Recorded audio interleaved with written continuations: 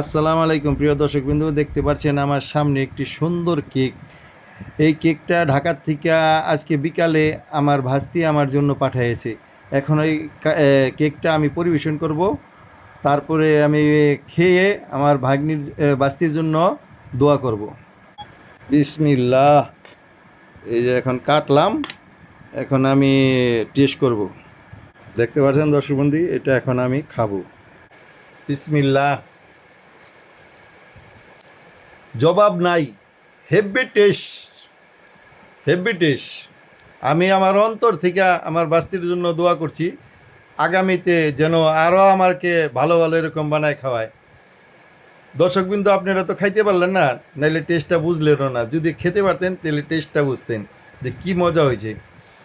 যাও, আমি খাইতেছি, আপনারা টেস্টটা নেন। ভালো থাকেন, সুস্থ থাকেন, লাইক কমেন্ট শেয়ার করবেন। আল্লাহ হাফিজ।